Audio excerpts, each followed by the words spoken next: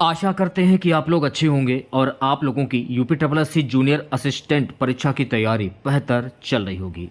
तो आज के इस वीडियो में हम लोग देखने वाले हैं जो आपका यूपी जूनियर असिस्टेंट का एग्ज़ाम होने वाला है 19 जनवरी 2025 को। उसी के जनरल हिंदी के टॉप मोस्ट इंपॉर्टेंट क्वेश्चंस को यहाँ पर डिस्कस करने वाले हैं और मैं आप लोगों को ये 100% गारंटी देता हूँ कि आपके यूपी जूनियर असिस्टेंट के एग्ज़ाम में यहाँ से प्रश्न पूछे जाएंगे। तो चलिए क्लास को शुरू करते हैं। क्लास को शुरू करने से पहले अगर आप लोगों ने अभी तक इस क्लास को लाइक नहीं किया है तो प्लीज़ क्लास को लाइक कीजिएगा और अपने तमाम दोस्तों में इस क्लास को ज़्यादा से ज़्यादा शेयर कीजिएगा। आज के इस क्लास की पीडीएफ आप हमारे व्हाट्सएप ग्रुप और टेलीग्राम ग्रुप से जो है प्राप्त कर सकते हैं। लिंक आपको वीडियो के डिस्क्रिप्शन में मिल जाएगा। तो पहला क्वेश्चन देखेगा। पहला क्वेश्चन हमारा रहेगा, उत्साह किस रस का स्थायी भाव होता है? रौद्र रस, अद्भुत रस, वीर रस या भीतर रस? तो मेरे प्यारे बच्चों, उत्साह का स्थायी भाव होता है वीर रस। तो इस प्रश्न का जो राइट आंसर जाएगा ऑप्शन नंबर सी के साथ में। अगर आपसे पूछ लिया जाए कि रौद्र रस का स्थायी भाव क्या होता है, तो मेरे प्यारे बच्चों रौद्र रस का स्थायी भाव होता है क्रोध। और अद्भुत रस का स्थायी भाव क्या होता है? तो अद्भुत रस का स्थायी भाव होता है विस्मय। और वीर रस का स्थायी भाव ये तो आपको पता ही है, उत्साह होता है।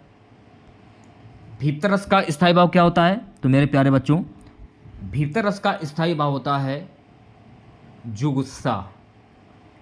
तो ये सारे फैक्ट आपको ध्यान में रखने हैं। चले बढ़ते हैं नेक्स्ट क्वेश्चन की और अगला क्वेश्चन देखेगा। अगला प्रश्न क्या है कि का उच्चारण स्थान है तालु से चा, छा, जा, झा और या।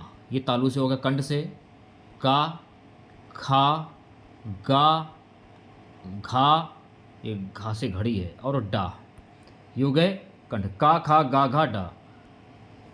ता की अगर मैं बात करूं तो ता से ता, था, दंत से बोले वाले वर्ड है ता, था, दा, धा और ना। ओष्ठ से पा, फा, बा, भा और माँ, ये ओष्ठ से हो जाएंगे। तो पूछ क्या रहा है कि का उच्चारण स्थान? तो का उच्चारण स्थान हो जाएगा, का उच्चारण स्थान कंठ है। का, खा, गा, गा, घा, ये कंठ से बोले जाते हैं। तालु से चा, छा, जा, जा, यहाँ। दंत से ता, था, दा, धा, ना। ओष्ठ से पा, फा, बा, भा, मा। ठीक है, तो ये सारे पॉइंट आपको ध्यान में रखने हैं। प्यारे बच्चों, अगला प्रश्न आपके स्क्रीन पर, मीठा का विलोम शब्द क्या होता है? इंपॉर्टेंट क्वेश्चन से 5 स्टार लगा लीजिए। मीठा का विलोम शब्द क्या होता है? मीठा का विलोम शब्द होता है, बहुत लोग तीखा भी बोलेंगे, बहुत लोग कड़वा भी होता है। वैसे जो लोग फीका कह रहे हैं, फीका, जो लोग फीका पे टिक कर रहे हैं वो सभी लोग बिल्कुल सही हो जाएंगे। तो इस प्रश्न का राइट आंसर जाएगा ऑप्शन नंबर ए के साथ में। ठीक है, चलिए बढ़ते हैं नेक्स्ट क्वेश्चन की और अगला क्वेश्चन देखेगा सभी बच्चे। चौथा प्रश्न हमारा है, उसने कहा था कि लेखक कौन है? धूमिल, मुंशी प्रेमचंद, नागार्जुन, चंद्रधर शर्मा गुलेरी। उसने कहा था, तो उसने कहा था कि लेखक कौन है? चंद्रधर शर्मा गुलेरी। तो इस प्रश्न का जो राइट आंसर जाएगा मेरे प्यारे बच्चों, इस प्रश्न का राइट आंसर जाएगा ऑप्शन नंबर डी के साथ में। ठीक है, नेक्स्ट क्वेश्चन देखेगा। पांचवा प्रश्न है, आकाश पाताल एक कर देना, इसका अर्थ क्या होता है? अगर प्रश्न में मुहावरा दिया जाए या लोकतृति दी जाए या अर्थ दिया जाए, तीनों चीज़ें एक ही होती हैं, आपको एग्जाम में कंफ्यूज नहीं होना है।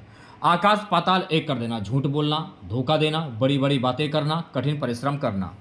तो आकाश पाताल एक कर देना, इसका मुहावरा क्या होता है?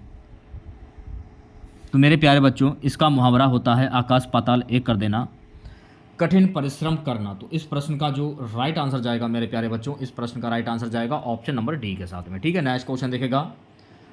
शुभागमन में प्रयुक्त संधि कौन सी होगी? यण संधि, गुण संधि, अयादि संधि या फिर दीर्घ संधि?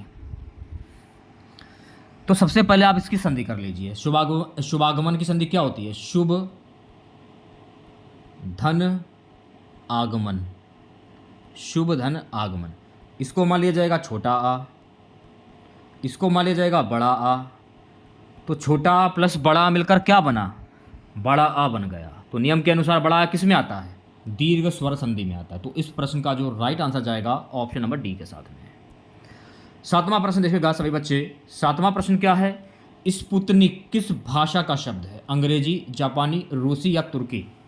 स्पुतनिक, तो मेरे प्यारे बच्चों स्पुतनिक जो है ना ये रूसी भाषा का शब्द है।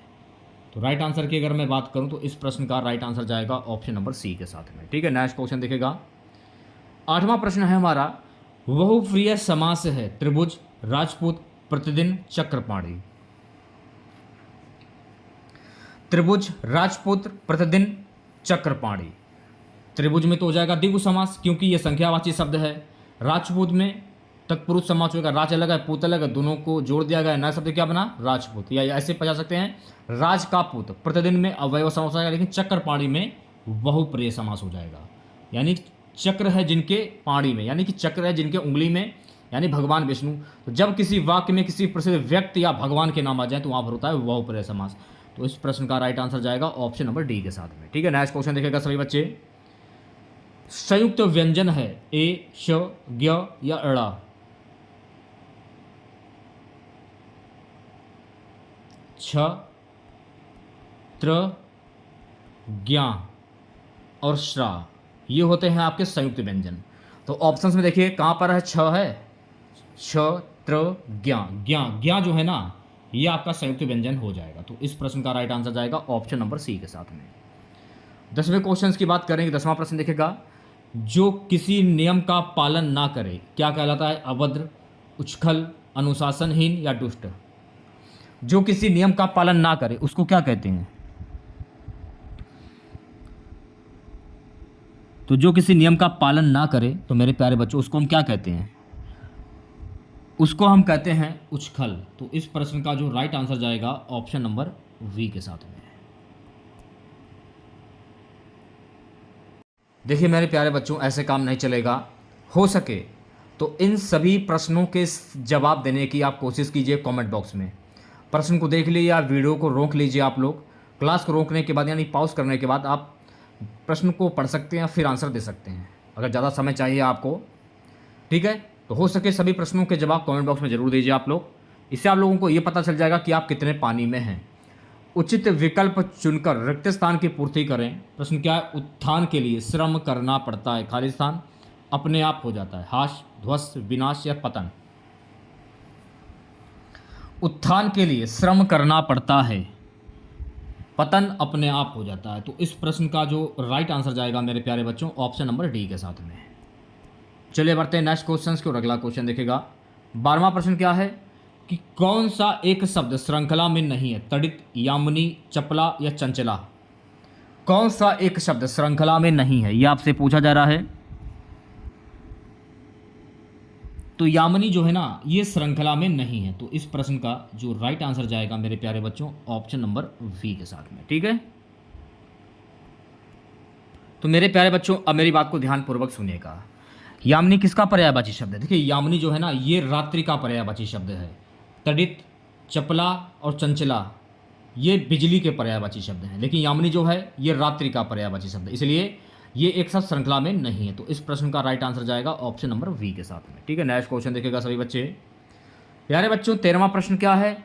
हिंदी वाक्य पद क्रम किस प्रकार का होता है? कर्ता, कर्म, क्रिया, कर्ता, क्रिया, कर्म, कर्म, कर्ता, क्रिया, क्रिया, कर्ता, कर्म। हिंदी वाक्य में पद क्रम किस प्रकार का होता है?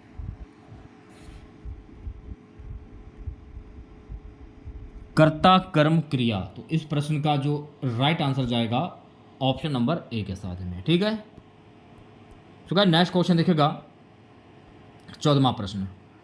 14वां प्रश्न क्या है? मोहन अपने कार्य में दक्ष है में रेखांकित शब्द का सही विकल्प चुने। चतुर, चालाक, प्रवीण या पूर्ण? मोहन अपने कार्य में दक्ष है,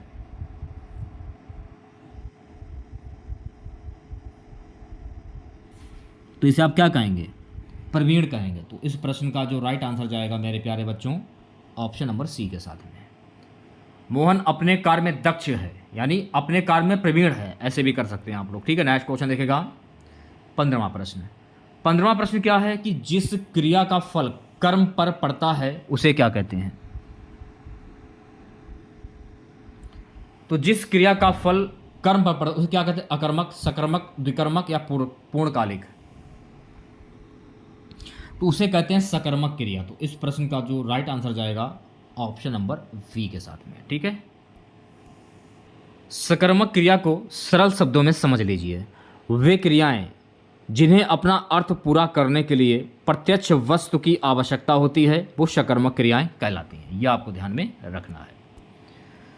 अगला क्वेश्चन देखेगा, अगला प्रश्न हमारा है मेरे प्यारे बच्चों 16वां, संयोजिका में प्रयुक्त प्रत्यय क्या होगा? संयोजिका, देखिए स्टार्टिंग का जो शब्द हो जाएगा वो आपका उपसर्ग हो जाएगा और लास्ट वाला जो शब्द होता है वो आपका प्रत्यय होता है। तो संयोजिका, बोलने से ही पता चल रहा है कि संयोजिका, इका इका, तो इका जो है ना ये आपका प्रत्यय हो जाएगा। तो इस प्रश्न का राइट आंसर जाएगा ऑप्शन नंबर डी के साथ में।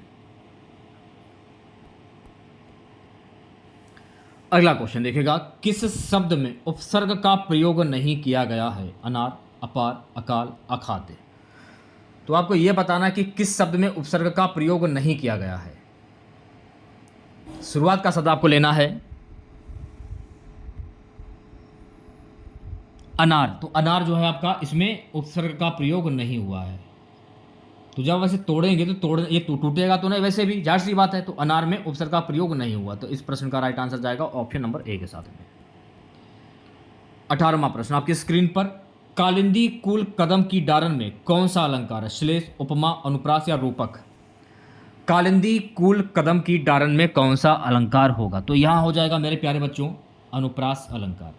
तो इस प्रश्न का जो राइट आंसर जाएगा मेरे प्यारे बच्चों, इस प्रश्न का राइट आंसर जाएगा ऑप्शन नंबर सी के साथ में। अनुप्रास अलंकार को आप सरल शब्दों में समझ लीजिए। अनुप्रास अलंकार होता क्या है? जब किसी काव्य को सुंदर बनाने के लिए किसी वर्ण की बार बार आवृत्ति होती है तो वहाँ पर अनुप्रास अलंकार होता है। तो का की आवृत्ति जो है ना बार बार आ रही है, कालिंदी में भी का है, कुल में भी का है, कदम में भी का है, इसलिए यहाँ पर अनुप्रास अलंकार हो जाएगा। ठीक है, चलिए बढ़ते हैं नेक्स्ट क्वेश्चन की ओर। सो गाइस अगला प्रश्न क्या है? देवनागरी लिपि में कितने वर्ग हैं? 4, 7, 5 या 9? तो देवनागरी लिपि में कितने वर्ग होते हैं? तो मेरे प्यारे बच्चों देवनागरी लिपि में कुल 5 वर्ग होते हैं। तो इस प्रश्न का जो राइट आंसर जाएगा ऑप्शन नंबर सी के साथ में। मान लीजिए अगर आपसे एग्जाम में ये पूछ लिया जाए कि देवनागरी लिपि में स्वर वर्णों की संख्या कितनी होती है? तो देवनागरी लिपि में स्वर वर्णों की संख्या होती है 12। ये भी आपको ध्यान में रखना है। नेक्स्ट क्वेश्चन देखेगा, निम्नलिखित में से कौन सी बोलने की योग्यता है? शुद्ध वर्तनी, सुलेख, श्रुतलेख या आशुलेख?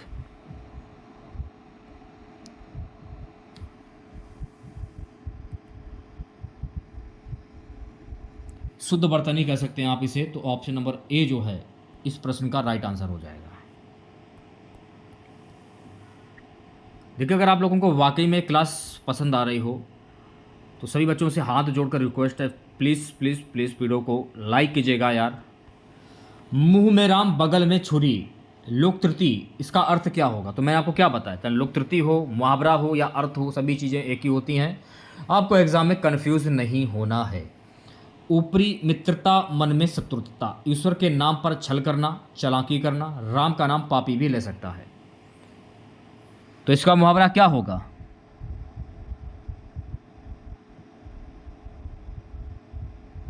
मुंह में राम बगल में छुरी, यानी कि ऊपरी मित्रता, मन में शत्रुता। कोई व्यक्ति है उसके पास पैसा बहुत सारा है, आप ऊपरी तारीफ कर रहे हो लेकिन मन में उसके लिए गलत सोचते हो, यानी ऊपरी दिखावा कर रहे हो लेकिन मन में आप उसके प्रति शत्रुता है। तो इस प्रश्न का राइट आंसर जाएगा ऑप्शन नंबर ए के साथ में। ठीक है, नेक्स्ट क्वेश्चन देखेगा 22वां, निम्न में से कौन सा मात्रिक छंद है? इंपॉर्टेंट क्वेश्चन से 5 स्टार लगा लीजिए। देखिए दोहा भी एक मात्रिक छंद है, चौपाई भी एक मात्रिक छंद है, रोला भी एक मात्रिक छंद है। तो ये सभी जो है ना ये मात्रिक छंद हो जाएंगे। तो राइट आंसर की बात करूं तो राइट आंसर जाएगा डी ऑप्शन के साथ में। ठीक है, नेक्स्ट क्वेश्चन देखेगा, ग्रामीण शब्द में किस प्रत्यय का प्रयोग हुआ? उल, इल, इन या इम?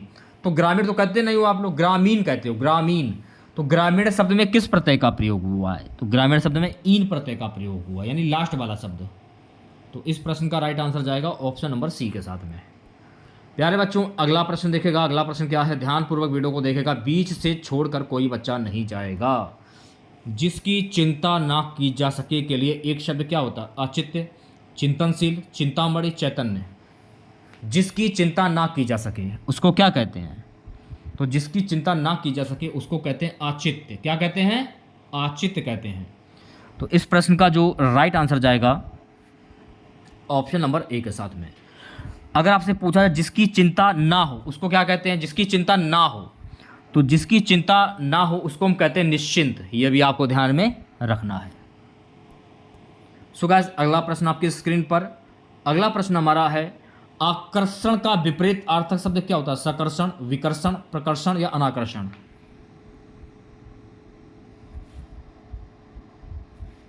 तो मेरे प्यारे बच्चों, वैसे तो आकर्षण का विलोम शब्द आकर्षण होता है। आकर्षण का विलोम शब्द क्या होता है?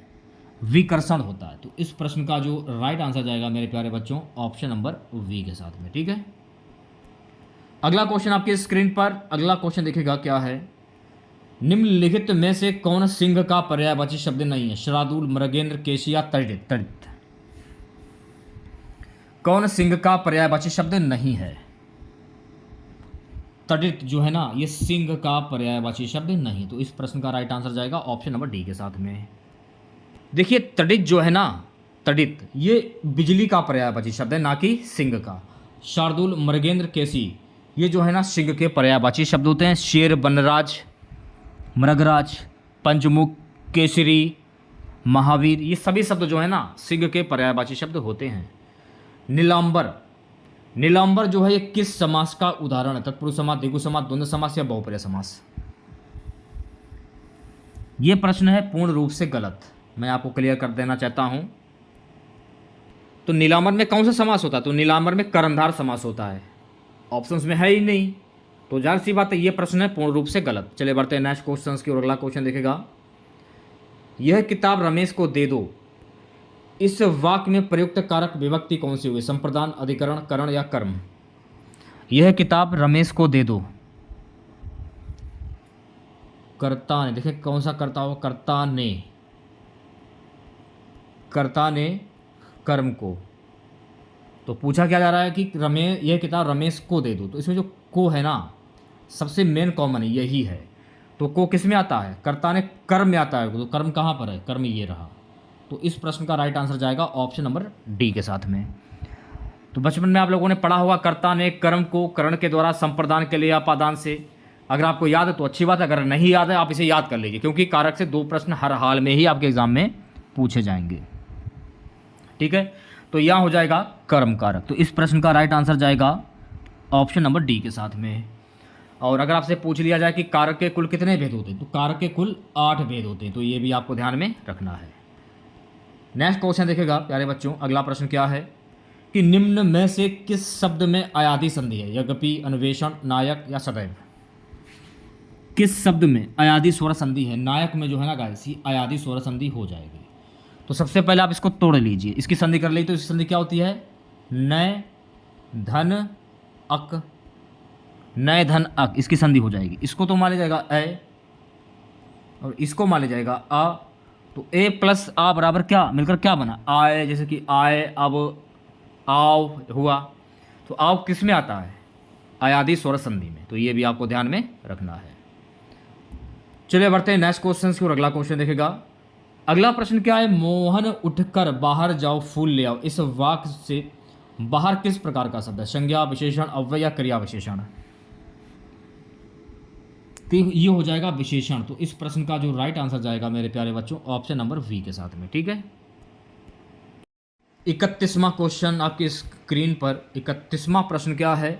यह आम मीठा है। इस वाक्य में मीठा कौन सा विशेषण है? विशेष, सार्वनामिक, विधेय विशेषण या प्रविशेषण?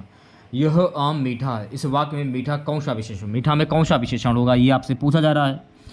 तो मीठा में विधेय विशेषण हो जाएगा। क्या हो जाएगा? विधेय विशेषण। तो इस प्रश्न का राइट आंसर जाएगा ऑप्शन नंबर सी के साथ में। ठीक है, नेक्स्ट क्वेश्चन देखेगा। अगला प्रश्न आपकी स्क्रीन पर।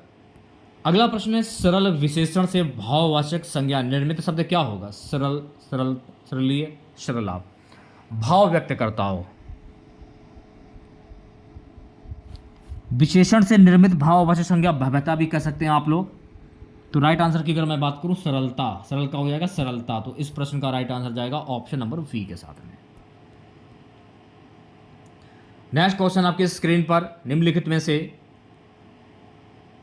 में से कौन सा एक पुर्तगाली भाषा का शब्द है? पिस्तौल, रेल, चेहरा या आदमी? कौन सा शब्द पुर्तगाली भाषा का शब्द है? पिस्तौल जो है ना गाइस, ये पुर्तगाली भाषा का शब्द होता है। तो इस प्रश्न का राइट आंसर जाएगा ऑप्शन नंबर ए के साथ में। आचार, चाबी, संतरा, साबुन, पपीता, ये सभी शब्द जो हैं पुर्तगाली भाषा के शब्द होते हैं। नेक्स्ट क्वेश्चन देखेगा सभी बच्चे। अगला प्रश्न क्या है? बिहारी हिंदी के अंतर्गत कौन सी बोली नहीं आती? मैथिली, मगही, भोजपुरी या अवधी? बिहारी हिंदी के अंतर्गत कौन सी बोली नहीं आती है, ये आपसे पूछा जा रहा है। अवधी बोली नहीं आती है बिहारी के अंतर्गत। तो इस प्रश्न का जो राइट आंसर जाएगा ऑप्शन नंबर डी के साथ में। नेक्स्ट क्वेश्चन देखिएगा। मुट्ठी गर्म करना, मुहावरे का सही अर्थ क्या होता है? आग तापना, घूंस देना, मुक्का लगाना, धाक जमाना। तो मुट्ठी गर्म करना, घूंस देना। अगर आप कोई काम करा रहे हो किसी सरकारी कर्मचारी से, वो काम नहीं करना है, तो कुछ पैसे आपने उसकी मुट्ठी में रख दिए, तो उसको क्या कहते हैं? घूंस। यानी ऑप्शन नंबर वी करेक्ट हो जाएगा। रिश्वत देना अगर ऑप्शन में दिया जाए तो आप उस पर भी टिक कर सकते हो। चलिए बढ़ते हैं नेक्स्ट क्वेश्चन की और। अगला क्वेश्चन देखिएगा। अगला प्रश्न है, तुम आ जाते एक बार, कितनी करुणा कितने संदेश, पथ में बिछ जाते वन पराग। इन पंक्तियों में कौन सा रस सृजित हुआ? श्रृंगार रस, वीर रस, अद्भुत रस या भीतर रस? कौन सा रस जो है सृजित हुआ है? तो इसमें हुआ है श्रृंगार रस। तो इस प्रश्न का जो राइट आंसर जाएगा मेरे प्यारे बच्चों ऑप्शन नंबर ए के साथ में।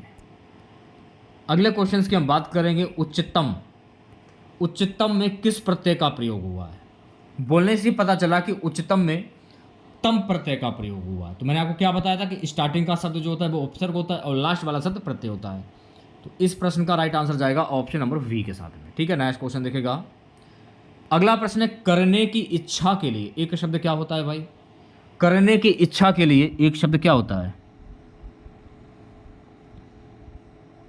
ऑप्शन नंबर डी जो है ये बिल्कुल करेक्ट हो जाएगा। चिकित्सा, इसे कहते हैं चिकित्स, कुछ अजीब प्रकार का नाम है। ऑप्शन नंबर डी जो है ये करेक्ट हो जाएगा। प्रश्न संख्या 39 और 40 नीचे दिए गए शब्दों के विपरीत अर्थक सब विकल्पों में से चुनकर सही उत्तर के विकल्प को चिन्हित करना है। अवनी का विलोम शब्द क्या होगा? इसका विपरीत अर्थक शब्द क्या होता है? अंबर होता है, तारे होता है, समुद्र होता है या पर्वत होता है? अवनी का अंबर होता है। तो राइट आंसर की अगर मैं बात करूं, अवनी का अंबर हो जाएगा इसका विपरीत अर्थक शब्द। ऑप्शन नंबर एक करेक्ट हो जाएगा। अंतद्वंद, अंतद्वंद इसका विपरीत अर्थ शब्द क्या होता है? सिंपल सा क्वेश्चन है, वही द्वंद हो जाएगा। तो राइट आंसर की बात करूं तो इस प्रश्न का राइट आंसर जाएगा ऑप्शन नंबर ए के साथ में। सो गाइस अगला प्रश्न देखेगा। अगला प्रश्न क्या है? 41वां प्रश्न, निम्नलिखित में से कौन सा चंद्रमा का पर्यायवाची शब्द नहीं है? कलाधर, रजनीश, मयंक या विहग? तो विहग जो है ना ये चंद्रमा का पर्यायवाची शब्द नहीं, क्योंकि विहग जो है ना ये पक्षी का पर्यायवाची शब्द है। कलाधर, रजनीश, मयंक ये जो हैं ये चंद्रमा के पर्यायवाची शब्द होते हैं, ये आपको ध्यान में रखना है।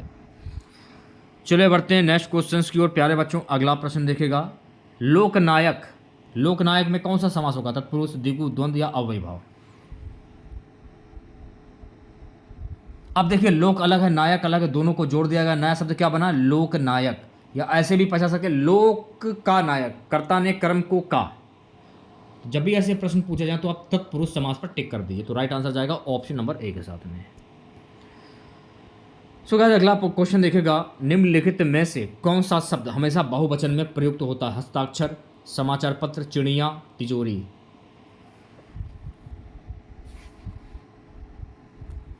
अगर आप हस्ताक्षर कर रहे हैं तो एक कॉपी तो होगी नहीं कि आप हस्ताक्षर करें, अनेकों कॉपियां होती हैं। हस्ताक्षर, तो राइट आंसर की अगर मैं बात करूं तो हस्ताक्षर में बहुवचन शब्द हो जाएगा। तो आंसर हो जाएगा ऑप्शन नंबर ए। नमस्कार, अब नमस्कार की जब आप संधि करते हो तो इसकी संधि क्या होती है? नमः, धन, कार। और पूछा क्या जा रहा है कि इसमें कौन सी संधि होगी? विसर्ग संधि, व्यंजन संधि, यण संधि या दीर्घ संधि? तो नमा में है, ये विसर्ग के निशान दिख रहे हैं आपको, तो यहाँ हो जाएगी विसर्ग संधि। तो इस प्रश्न का राइट आंसर जाएगा ऑप्शन नंबर ए के साथ में। अगला क्वेश्चन देखेगा सभी बच्चे। तुम अपना हिसाब थोड़ा थोड़ा कर चुकता कर लो, इस वाक्य में कौन सा क्रिया विशेषण है?